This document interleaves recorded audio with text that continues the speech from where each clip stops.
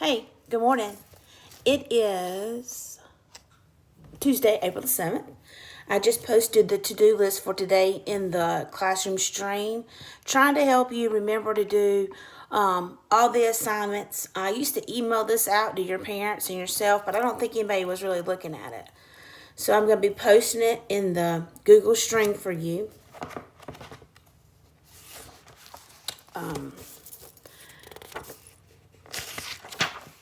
There was something else I was going to tell you. Hey, be sure you watch the videos, especially the ones that are either Miss Ward talking or myself talking.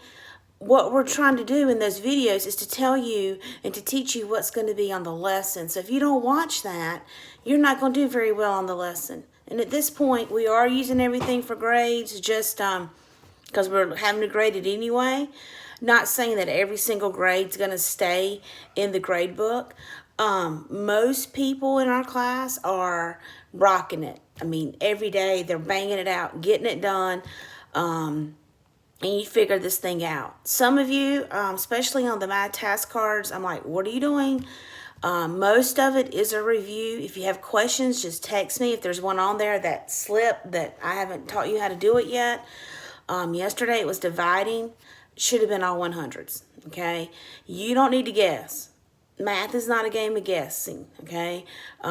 So work it out, get the right answer, make it 100. That way it's balancing out some of the grades that aren't that great.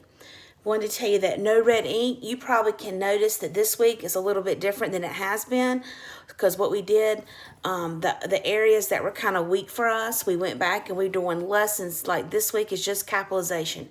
And we kept it simple for you and we're just reteaching the basics. Yesterday, everybody made a 100 on no red ink. Good job. The grades prior to that, I haven't put in the grade book at all, okay? ReadWorks, it seems to be that everybody's gotten a handle on that. Make sure you don't skip one. I think somebody skipped one yesterday, multiple choice. Don't do that. Be sure that you answer the question in the one where you have to type in the responses. And if it says to write a sentence, then I'm looking for a sentence. Everything else can be short answered. Khan Academy, looks like you guys are rocking that out. That was a review. That's due tomorrow. Don't forget. What I do is I give you a completion grade. Excuse me, a completion grade because you did the lessons. Then I take the lesson grades, like I think this time it's 3 lessons, and I average them together. It looks like most people have 100 on those 3. So you get 100 quiz grade, and then on the unit test, I was going to use that as a grade. So overall, like all of your grades, even though you have a ton of them, if you mess up one time, it's not that bad. We did tell you in an email and your parents that if you're missing an assignment and I text you, try to get it, I'm only going to do it one time because I'm spending a lot of time trying to find your work. But if you make a 0 on Sycamore, you can still go back and get credit for that, okay? So you can look at past assignments, everything that we've done when it's been like 48 hours, I drag it into the past assignments under classwork. All right, April the 7th. In Jesus Calling, it says, I am the potter, you are my clay. I designed you before the foundation of the world. I arranged the events of each day to form you into this preconceived pattern.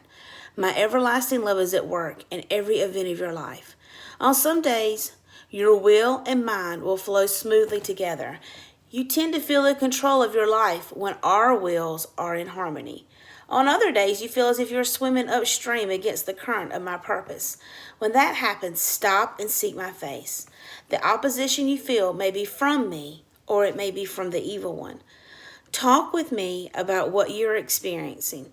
Let my spirit guide you through treacherous waters. As you move through the turbulent stream with me, let circumstances mold you into the one I desire you to be. Say yes to your potter as you go through this day. Isaiah 64:8. Yet, O Lord, you are our Father. We are the clay. You are the potter. We are all the work of your hand.